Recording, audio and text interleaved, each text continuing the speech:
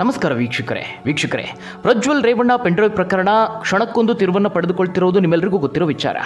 ಆದರೆ ಈಗ ಬಂದಿರುವಂತಹ ಒಂದು ಹೊಸ ಅಪ್ಡೇಟ್ ಏನಿದೆ, ಇದು ಇಡೀ ಪ್ರಕರಣವನ್ನೇ ಬೇರೆಯದೇ ದಿಕ್ಕಿನೆಡೆಗೆ ತೆಗೆದುಕೊಂಡು ಹೋಗುವಂತಹ ಎಲ್ಲ ಲಕ್ಷಣಗಳು ಕಾಣಿಸ್ತಾ ಇದೆ. ಈ ಇಡೀ ಪ್ರಕರಣಕ್ಕೆ ಒಂದು ದೊಡ್ಡ ತಿರುವು ಅಂತಲೇ ಹೇಳಬಹುದು. ಕೊನೆಗೂ ಈ ಒಂದು ಪ್ರಕರಣದ ಬಗ್ಗೆ ರಾಷ್ಟ್ರೀಯ ಮಹಿಳಾ ಆಯೋಗ ಪ್ರತಿಕ್ರಿಯೆಯನ್ನು ನೀಡಿದೆ. ಮಹಿಳಾ ಆಯೋಗ ಈ ಒಂದು ಕೇಸ್ ಬಗ್ಗೆ ಏನು ಹೇಳಿದೆ ಅಂತ ಕೇಳಿದ್ರೆ ನೀವು ಕೂಡ ಖಂಡಿತವಾಗ್ಲೂ ಶಾಕ್ ಆಗೋದ್ರಲ್ಲಿ ಯಾವುದೇ ಅನುಮಾನವಿಲ್ಲ. ಪ್ರಜ್ವಲ್ ರೇವಣ್ಣ ವಿರುದ್ಧವಾಗಿ ನಮ್ಮ ಬಳಿ ಯಾವುದೇ ಕೇಸ್ ದಾಖಲಾಗಿಲ್ಲ ಅಂತ ರಾಷ್ಟ್ರೀಯ ಮಹಿಳಾ ಆಯೋಗ ಪತ್ರಿಕಾ ಪ್ರಕಟಣೆಯಲ್ಲಿ ತಿಳಿಸಿದೆ. ಇಲ್ಲಿಯವರೆಗೆ ಯಾವುದೇ ಸಂತ್ರಸ್ತೆಯರು ಪ್ರಜ್ವಲ್ ವಿರುದ್ಧವಾಗಿ ದೂರನ್ನೇ ನೀಡಿಲ್ಲ. ಮಹಿಳಾ ಆಯೋಗವನ್ನ ಯಾರು ಇಲ್ಲಿಯವರೆಗೆ ಸಂಪರ್ಕಿಸಿಲ್ಲ ಅನ್ನುವ ಮಾತನ್ನ ಮಹಿಳಾ ಆಯೋಗ ಹೇಳ್ತಾ ಇದೆ. ಕೇವಲ ಇದಿಷ್ಟೇ ಅಲ್ಲ, ಇಡೀ ಪೆಂಡ್ರೈವ್ ಪ್ರಕರಣಕ್ಕೆ ಒಂದು ಬಿಗ್ ಟ್ವಿಸ್ಟ್ ನೀಡುವಂತಹ ಸ್ಫೋಟಕ ಮಾಹಿತಿಯನ್ನ ರಾಷ್ಟ್ರೀಯ ಮಹಿಳಾ ಆಯೋಗ ನೀಡಿದೆ. ಪ್ರಜ್ವಲ್ ರೇವಣ್ಣ ವಿರುದ್ಧವಾಗಿ ದೂರು ನೀಡುವಂತೆ ತನ್ನ ಮೇಲೆ ಒತ್ತಡ ಹೇರಿದ್ರು ಅಂತ ಮಹಿಳೆಯೊಬ್ಬರು ಇದೀಗ ರಾಷ್ಟ್ರೀಯ ಮಹಿಳಾ ಆಯೋಗಕ್ಕೆ ದೂರು ನೀಡಿದ್ದಾರಂತೆ. ಈ ವಿಚಾರವನ್ನು ಖುದ್ದು ರಾಷ್ಟ್ರೀಯ ಮಹಿಳಾ ಆಯೋಗವೇ ಮಾಧ್ಯಮ ಪ್ರಕಟಣೆ ಮೂಲಕವಾಗಿ ಬಹಿರಂಗಗೊಳಿಸಿದೆ. ಅವರ ಬಳಿಗೆ ಪೊಲೀಸರು ಅಂತ ಹೇಳಿಕೊಂಡು ಬಂದಂತಹ 3 ಬೆದರಿಕೆ ಹಾಕಿದ್ದಾರಂತೆ. ಪ್ರಜ್ವಲ್ ವಿರುದ್ಧ ಸುಳ್ಳು ದೂರು ಕೊಡುವಂತೆ ಒತ್ತಡ ಹೇರಲಾಗ್ತಾ ಇದೆ. ಪೊಲೀಸರೆಂದು ಹೇಳಿಕೊಂಡು ಬಂದಂತಹ 3 ಒತ್ತಡವನ್ನು ಹಾಕಿದ್ದಾರಂತೆ. ಸಿವಿಲ್ ಡ್ರೆಸ್ನಲ್ಲಿ ಬಂದಿದ್ದ 3 ಪ್ರಜ್ವಲ್ ರೇವಣ್ಣ ವಿರುದ್ಧ ಸುಳ್ಳು ದೂರು ನೀಡುವಂತೆ ಒತ್ತಡ ಹಾಕಿದ್ದಾರಂತೆ. ಬೇರೆ ಬೇರೆ ಫೋನ್ ನಂಬರ್ಗಳಿಂದ ಮಹಿಳೆಯರಿಗೆ ನಿರಂತರವಾಗಿ ಕರೆ ಮಾಡಿದ್ದು ಪ್ರಜ್ವಲ್ ವಿರುದ್ಧವಾಗಿ ದೂರು ನೀಡುವಂತೆ ಮಹಿಳೆಗೆ ಬೆದರಿಕೆ ಹಾಕಿದ್ದಾರಂತೆ. ಇದೀಗ ಆ ಸಂತ್ರಸ್ತೆ ತನ್ನ ಕುಟುಂಬದ ಯೋಗಕ್ಷೇಮಕ್ಕಾಗಿ ರಕ್ಷಣೆಯನ್ನು ಕೋರಿದ್ದು ಪರಿಸ್ಥಿತಿಯ ಗಂಭೀರತೆಯನ್ನು ಎತ್ತಿ ತೋರಿಸುತ್ತದೆ ಅಂತ ರಾಷ್ಟ್ರೀಯ ಮಹಿಳಾ ಆಯೋಗ ಹೇಳಿದೆ. ಆದರೆ ಇಲ್ಲಿ ಸಂತ್ರಸ್ತೆಯ ದೂರನ್ನು ದಾಖಲಿಸಿರುವಂಥದ್ದು SIT ದಾಖಲಿಸಿರುವಂತಹ ಕೇಸ್ನಲ್ಲಿ ಹೊಸ ಬೆಳವಣಿಗೆ ಅಂತ ಹೇಳಿದ್ರೆ, 2 ಸರ್ಕಾರಿ ಅಧಿಕಾರಿಗಳು ಸೇರಿ ಇವರಿಗೆ 9 ಮಂದಿ ಸಂತ್ರಸ್ತೆಯರನ್ನು ಗುರುತಿಸಿ ವಿಚಾರಣೆಯನ್ನು ನಡೆಸಲಾಗಿದೆ. ಸಾಮಾಜಿಕ ಜಾಲತಾಣದಲ್ಲಿ ಹರಿದಾಡ್ತಿದ್ದಂತಹ ಪ್ರಜ್ವಲ್ ರೇವಣ್ಣ ಅವರಿಗೆ ಸಂಬಂಧಿಸಿದ್ದು ಎನ್ನಲಾದ ಲೈಂಗಿಕ ದೌರ್ಜನ್ಯದ ವಿಡಿಯೋವನ್ನು ಆಧರಿಸಿ ಸಂತ್ರಸ್ತೆಯರನ್ನು ಪತ್ತೆ ಮಾಡಿ ಅವರ ಹೇಳಿಕೆಯನ್ನು ದಾಖಲಿಸಿಕೊಂಡಿದ್ದಾರೆ. ಸಂತ್ರಸ್ತೆಯರ ಪೈಕಿ 2 ಸರ್ಕಾರಿ ಅಧಿಕಾರಿಗಳು ಸಹ ವಿಚಾರಣೆಗೆ ಹಾಜರಾಗಿದ್ದಾರೆ. ಇನ್ನು ವಿಚಾರಣೆ ಸಂದರ್ಭದಲ್ಲಿ ಸಂತ್ರಸ್ತೆಯರು ಒಂದಷ್ಟು ಮಾಹಿತಿಯನ್ನು ಬಿಚ್ಚಿಟ್ಟಿದ್ದಾರೆ. 3 ವರ್ಷಗಳ ಅವಧಿಯಲ್ಲಿ ಲೈಂಗಿಕ ದೌರ್ಜನ್ಯ ನಡೆದಿದೆ ಅಂತ ಅವರು ಹೇಳಿಕೆಯನ್ನು ನೀಡಿದ್ದಾರೆ. ಜೊತೆಗೆ ಆ ಒಂದು ಹೇಳಿಕೆಯನ್ನು ಆಧರಿಸಿ ಸ್ಥಳ ಮಹಜರು ನಡೆಸಲು ನಿರ್ಧಾರವನ್ನು ಮಾಡಲಾಗಿದೆ. ಸ್ಥಳೀಯ ಸಂಸ್ಥೆಗಳ ಕೆಲ ಮಹಿಳಾ ಜನಪ್ರತಿನಿಧಿಗಳು ಸಹ ಈ ಒಂದು ಕೇಸ್ನಲ್ಲಿ ಸಂತ್ರಸ್ತೆಯರಾಗಿದ್ದಾರೆ. ಪ್ರಜ್ವಲ್ ಅವರು ಅಭಿವೃದ್ಧಿ ಕಾರ್ಯಗಳ ಕುರಿತಾಗಿ ಚರ್ಚಿಸುವ ಹಾಗೆ ಅನುದಾನ ಕೊಡುವ ನೆಪದಲ್ಲಿ ತಮ್ಮನ್ನು ಕರೆಸಿಕೊಂಡು ಲೈಂಗಿಕ ದೌರ್ಜನ್ಯ ಎಸಗಿದ್ದಾರೆ ಅಂತ ಆ ಮಹಿಳಾ ಜನಪ್ರತಿನಿಧಿಗಳು ಹೇಳಿಕೆಯಲ್ಲಿ ಉಲ್ಲೇಖ ಮಾಡಿದ್ದಾರೆ ಅಂತ ಅಧಿಕಾರಿಗಳು ತಿಳಿಸಿದ್ದಾರೆ. ಇನ್ನು ಪಕ್ಷದ ಕೆಲವೊಂದಷ್ಟು ಕಾರ್ಯಕರ್ತೆಯರು ವೈಯಕ್ತಿಕ ಕೆಲಸ ಕಾರ್ಯಗಳಿಗೆ ಪ್ರಜ್ವಲ್ರನ್ನ ಭೇಟಿ ಮಾಡಿದ್ದಾರೆ. ಅವರ ಮೇಲೂ ಸಹ ಲೈಂಗಿಕ ದೌರ್ಜನ್ಯ ನಡೆದಿದೆ ಎನ್ನಲಾಗಿದೆ. ಕೆಲ ಮಹಿಳೆಯರಿಗೆ ಪ್ರಜ್ವಲ್ ಕಾಮಗಾರಿಗಳ ಗುತ್ತಿಗೆ ಕೊಡಿಸೋದಾಗಿ ಆಮಿಷವನ್ನು ಒಡ್ಡಿ ಲೈಂಗಿಕ ದೌರ್ಜನ್ಯ ಎಸಗಿರೋದು ವಿಚಾರಣೆ ವೇಳೆ ಬಯಲಾಗಿದೆ ಅಂತ ಅಧಿಕಾರಿಗಳು ಮಾಹಿತಿಯನ್ನು ಹಂಚಿಕೊಂಡಿದ್ದಾರೆ. ಇನ್ನು ವೀಕ್ಷಕರೇ, ನಿಮ್ಮೆಲ್ಲರಿಗೂ ಗೊತ್ತಿರುವಂತೆ ಈ ಒಂದು ವಿಚಾರದಲ್ಲಿ ಸಂತ್ರಸ್ತೆಯರಿಗಾಗಿ ಸಹಾಯವಾಣಿಯನ್ನು ಆರಂಭಿಸಲಾಗಿದೆ. ಇದರಲ್ಲಿ ಕೆಲವೊಂದಷ್ಟು ಸಂತ್ರಸ್ತೆಯರು ಕರೆ ಮಾಡಿ ನೆರವನ್ನು ಕೋರಿದ್ದಾರೆ. ಜೊತೆಗೆ ಲೈಂಗಿಕ ದೌರ್ಜನ್ಯದ ವಿಡಿಯೋಗಳು ಬಹಿರಂಗ ಆಗಿರುವುದರಿಂದ ಆಘಾತಗೊಂಡಿರುವಂತಹ ಸಂತ್ರಸ್ತೆಯರನ್ನು SIT ಸಂಪರ್ಕಿಸಿ ವಿಚಾರಣೆಗೆ ಬರುವಂತೆ ಮನವೊಲಿಸಲಾಗ್ತಾ ಇದೆ.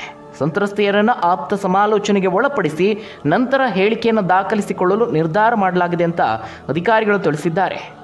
ಇದಕ್ಕಾಗಿ ಅಂತಲೇ ಪ್ರತ್ಯೇಕ ತಂಡವನ್ನು ರಚನೆ ಮಾಡಲಾಗಿದೆ. ಇನ್ನು ಈ ಸಂತ್ರಸ್ತೆಯರಲ್ಲಿ 2 ಮಹಿಳಾ ಅಧಿಕಾರಿಗಳು ಕೂಡ ಇದ್ದಾರೆ. ಈ ಸರ್ಕಾರಿ ಅಧಿಕಾರಿಗಳು ವರ್ಗಾವಣೆ ಉದ್ದೇಶಕ್ಕಾಗಿ ಪ್ರಜ್ವಲ್ರನ್ನ ಭೇಟಿ ಮಾಡಿದ್ದಾರಂತೆ. ಮಹಿಳಾ ಅಧಿಕಾರಿಗಳ ಮೇಲೆ ಕೋವಿಡ್ ಸಂದರ್ಭದಲ್ಲಿ 2019ರಿಂದ 2021 ತನಕ ಲೈಂಗಿಕ ದೌರ್ಜನ್ಯ ನಡೆದಿದೆ ಎನ್ನುವ ಮಾಹಿತಿ ಇದೆ. ಆರೋಪಿ ನಿಯಮಿತವಾಗಿ ರಾತ್ರಿ ಸಮಯದಲ್ಲಿ ಕರೆಯನ್ನು ಮಾಡ್ತಾ ಇದ್ರು, ಮಾತನಾಡುವಂತೆ ಪ್ರಚೋದಿಸ್ತಾ ಇದ್ರು, ಒಮ್ಮೊಮ್ಮೆ ವಿಡಿಯೋ ಕರೆ ಮಾಡಿ ನಗ್ನರಾಗುವಂತೆ ಪೀಡಿಸ್ತಾ ಇದ್ರು. ಅವರು ಹೇಳಿದಂತೆ ನಡೆದುಕೊಂಡಿದ್ದೇವೆ. ಪ್ರಜ್ವಲ್ ವರ್ಗಾವಣೆ ಹಾಗೆ ಇಲಾಖೆ ವಿಚಾರ ಮಾತನಾಡುವ ನೆಪದಲ್ಲಿ ಕರೆಸಿಕೊಂಡು ಬೆದರಿಸಿ ಹಲವು ಬಾರಿ ಲೈಂಗಿಕ ದೌರ್ಜನ್ಯ ಎಸಗಿದ್ದಾರೆ. ತಮ್ಮ ಮೇಲೆ ಅತ್ಯಾಚಾರ ನಡೆದಿರುವುದು ನಿಜ ಅಂತ ಸಂತ್ರಸ್ತ ಮಹಿಳಾ ಅಧಿಕಾರಿಗಳು ಸ್ವಇಚ್ಛಾ ಹೇಳಿಕೆ ನೀಡಿದ್ದಾರೆ ಅಂತ SIT ಅಧಿಕಾರಿಗಳು ವರದಿಯಲ್ಲಿ ತಿಳಿಸಿದ್ದಾರೆ. ಇನ್ನು ಈ ಒಂದು ಪ್ರಕರಣ ಮುನ್ನೆಲೆಗೆ ಬಂದ ನಂತರದಲ್ಲಿ ದೇಶಕ್ಕೆ ಪರಾರಿಯಾಗಿರುವಂತಹ ಪ್ರಜ್ವಲ್ ಇನ್ನೂ ಕೂಡ ಪತ್ತೆ ಇಲ್ಲ. ಪದೇ ಪದೇ ವಾಸ್ತವ್ಯವನ್ನು ಬದಲಿಸ್ತಿದ್ದಾರೆ ಅನ್ನುವಂತಹ ಮಾಹಿತಿ ಇದೆ. ಇದಕ್ಕೂ ಮೊದಲು SIT ಅಧಿಕಾರಿಗಳಿಗೆ ಪ್ರಜ್ವಲ್ ಪರ ವಕೀಲರಾದಂತಹ ಅರುಣ್ ಅವರು ಒಂದು ಮನವಿಯನ್ನು ಮಾಡಿಕೊಂಡಿದ್ದರು. ತಮ್ಮ ಕಕ್ಷಿದಾರರು ವಿದೇಶ ಪ್ರವಾಸದಲ್ಲಿದ್ದಾರೆ, 7 ದಿನಗಳ ಕಾಲಾವಕಾಶವನ್ನು ನೀಡುವಂತೆ ಅವರು ಮನವಿಯನ್ನು ಮಾಡಿಕೊಂಡಿದ್ದರು. ಆದರೆ ಆ ಒಂದು ಗಡುವು ಈಗಾಗಲೇ ಮುಗಿದು ಹೋಗಿದೆ. ಆದರೆ ಇನ್ನೂ ಕೂಡ ಪ್ರಜ್ವಲ್ ಪತ್ತೆ ಇಲ್ಲ. ಇದಿಷ್ಟು ಪ್ರಜ್ವಲ್ ರೇವಣ್ಣ ಪ್ರಕರಣದ ಕುರಿತಾಗಿ. ಆದರೆ ಮತ್ತೊಂದು ಕಡೆ ಕುಮಾರಸ್ವಾಮಿ ಅವರು ಈ ಪ್ರಕರಣದ ಬಗ್ಗೆ ಕೆಂಡಾಮಂಡಲವಾಗಿದ್ದಾರೆ.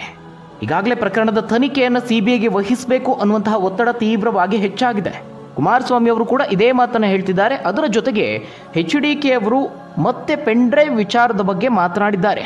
ಇದು ಪ್ರಜ್ವಲ್ ರೇವಣ್ಣ ಪೆನ್ಡ್ರೈವ್ ವಿಚಾರವಾಗಿ ಅಲ್ಲ, ರಾಜ್ಯ ಕಾಂಗ್ರೆಸ್ ಸರ್ಕಾರಕ್ಕೆ ಸಂಬಂಧಪಟ್ಟಂತಹ ಪೆನ್ಡ್ರೈವ್ ವಿಚಾರದ ಬಗ್ಗೆ ಕುಮಾರಸ್ವಾಮಿ ಅವರು ಪುನರುಚ್ಚಾರ ಮಾಡಿದ್ದಾರೆ.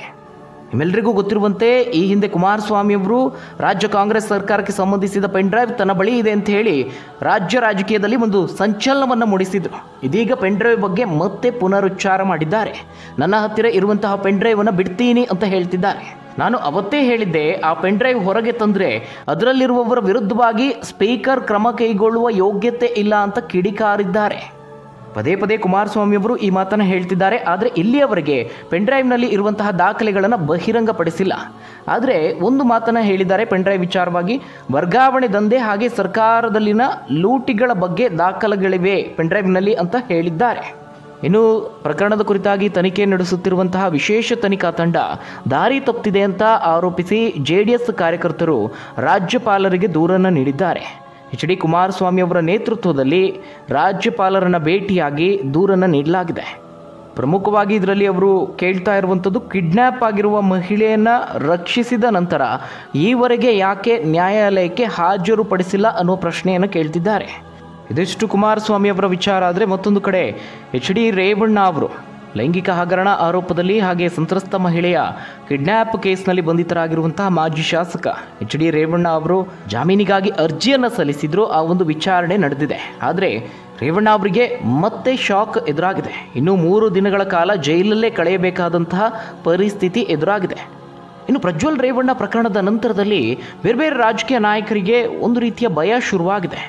ಹಾಸನ ಪೆನ್ಡ್ರೈವ್ ಪ್ರಕರಣ ಮಾಸುವ ಮುನ್ನವೇ ಮತ್ತಷ್ಟು ಸಿಡಿಗಳು ಬಹಿರಂಗಗೊಳ್ಳುವ ಚರ್ಚೆಗಳು ರಾಜಕೀಯ ವಲಯದಲ್ಲಿ ಕೇಳಿಬರ್ತಾ ಇದೆ. ಇದರಿಂದಾಗಿ ಯಾರ್ಯಾರು ಇಂತಹ ಕೃತ್ಯಗಳಲ್ಲಿ ಭಾಗಿಯಾಗಿದ್ದಾರೋ ಅಂತಹವರ ಎದೆಯಲ್ಲಿ ನಡುಕ ಶುರುವಾಗಿದೆ. ರಾಜ್ಯದಲ್ಲಿ ಹಲವಾರು ರಾಜಕಾರಣಿಗಳ ವಿವಾಹೇತರ ಸಂಬಂಧಗಳ ಕುರಿತು ಸಂದರ್ಭಾನುಸಾರ ವಿಡಿಯೋಗಳು ಬಹಿರಂಗಗೊಂಡಿವೆ, ಚರ್ಚೆಗೆ ಗ್ರಾಸವಾಗಿದೆ. ಹಗರಣಕ್ಕೆ ಸಿಲುಕಿದವರು, ಅದಕ್ಕೆ ಸಂಬಂಧಪಟ್ಟಂತಹ ವಿಡಿಯೋಗಳು ಬಿಡುಗಡೆಯಾದ ನಂತರದಲ್ಲಿ ಏನೇನಾಯಿತು ಅನ್ನೋದನ್ನು ನೀವೆಲ್ಲರೂ ಗಮನಿಸಿದ್ದೀರಿ. ಬಹುತೇಕ ಯಾರ್ಯಾರದ್ದೆಲ್ಲ ಸಿಡಿಗಳು ರಿಲೀಸ್ ಆಗಿದ್ದಾವೋ ಅವರೆಲ್ಲರೂ ರಾಜಕೀಯದಿಂದಲೇ ಹೊರನಡೆದಿದ್ದಾರೆ. ಅವರ ರಾಜಕೀಯ ಭವಿಷ್ಯವೇ ಅಂತ್ಯವಾಗಿದೆ. ಹೀಗಾಗಿ ಹಲವು ರಾಜಕೀಯ ನಾಯಕರು ಪ್ರಜ್ವಲ್ ರೇವಣ್ಣ ಪ್ರಕರಣದ ನಂತರದಲ್ಲಿ ಭಯಗೊಂಡಿದ್ದಾರೆ ಅನ್ನುವ ಮಾಹಿತಿ ಇದೆ. ಈಗಾಗಲೇ ಹಲವು ರಾಜಕೀಯ ನಾಯಕರು ಕೋರ್ಟ್ನಿಂದ ಸ್ಟೇಯನ್ನು ತಂದಿದ್ದಾರೆ. ಪ್ರಜ್ವಲ್ ರೇವಣ್ಣ ಅವರ ವಿಡಿಯೋ ಹಾಗೆ ಫೋಟೋಗಳು ಬಹಿರಂಗಗೊಂಡ ಬೆನ್ನಲ್ಲೇ ರಾಜಕೀಯ ಜಿದ್ದಾಜಿದ್ದಿ ಶುರುವಾಯಿತು. ಕಾಂಗ್ರೆಸ್ ವಿಡಿಯೋಗಳನ್ನು ಆಧಾರವಾಗಿಟ್ಟುಕೊಂಡು ಲೋಕಸಭಾ ಚುನಾವಣೆಯಲ್ಲಿ ಬಿಜೆಪಿಯನ್ನು ಗುರಿ ಮಾಡಿಕೊಳ್ತು ವಾಗ್ದಾಳಿಯನ್ನು ನಡೆಸ್ತಾ ಇದೆ. ಇದು ಚುನಾವಣಾ ಫಲಿತಾಂಶದ ಮೇಲೂ ಪರಿಣಾಮ ಬಿದ್ದಿದೆ ಅಂತ ಹೇಳಲಾಗಿದೆ. ಹೀಗಾಗಿ ನಿರೀಕ್ಷಿತ ಫಲಿತಾಂಶ ಕೊಟ್ಟ ಹಿನ್ನೆಲೆಯಲ್ಲಿ ಮತ್ತಷ್ಟು ವಿಡಿಯೋಗಳನ್ನು ಬಹಿರಂಗ ಮಾಡಿ ತಿರುಗೇಟನ್ನು ನೀಡೋದಕ್ಕೆ ಎಲ್ಲ ರೀತಿಯ ತಯಾರಿಗಳು ನಡೀತಿದೆ ಅನ್ನುವಂತಹ ಚರ್ಚೆ ಈಗ ನಡೀತಾ ಇದೆ. ಇದಕ್ಕೆ ಬೇಕಾದಂತಹ ಎಲ್ಲ ತಯಾರಿಗಳನ್ನು ತೆರೆಮರೆಯಲ್ಲಿ ನಡೆಸಲಾಗ್ತಾ ಇದೆ ಅನ್ನುವ ಮಾಹಿತಿ ಇದೆ. ಆದರೆ ಕೆಲವೊಂದಷ್ಟು ಮಂದಿ ನ್ಯಾಯಾಲಯದಲ್ಲಿ ಈಗಾಗಲೇ ತಡೆಯಾಜ್ಞೆಯನ್ನು ತಂದಿದ್ದಾರೆ. ಹೀಗಾಗಿ ನೇರವಾಗಿ ಈ ರೀತಿಯ ಕೃತ್ಯದಲ್ಲಿ ಭಾಗಿಯಾಗದೆ ಡಾರ್ಕ್ ನೆಟ್ಟನ್ನು ಬಳಸಿಕೊಂಡು ಅಂತರ್ಜಾಲದಲ್ಲಿ ಈ ವಿಡಿಯೋಗಳನ್ನು ಹರಿಬಿಡುವಂತಹ ಪ್ಲ್ಯಾನ್ ಇದೆ ಅಂತ ಹೇಳಲಾಗಿದೆ. ಒಟ್ಟಾರೆಯಾಗಿ ರಾಜಕೀಯ ನಾಯಕರ ಸಿಡಿ ಇದೀಗ ದೊಡ್ಡ ಮಟ್ಟದಲ್ಲಿ ಸದ್ದು ಮಾಡ್ತಾ ಇದೆ. ಹಾಗಾದರೆ ಈ ಬಗ್ಗೆ ನೀವೇನಂತೀರಾ? ನಿಮ್ಮ ಅನಿಸಿಕೆ ಅಭಿಪ್ರಾಯವನ್ನು ಕಮೆಂಟ್ ಮೂಲಕ ತಿಳಿಸಿ. ಮುಂದಿನ ವಿಡಿಯೋದಲ್ಲಿ ಮತ್ತಷ್ಟು ಮಾಹಿತಿಯೊಂದಿಗೆ ನಿಮ್ಮ ಮುಂದೆ ಬರ್ತೀನಿ. ಅಲ್ಲಿವರೆಗೂ ಧನ್ಯವಾದಗಳು ವೀಕ್ಷಕರೇ.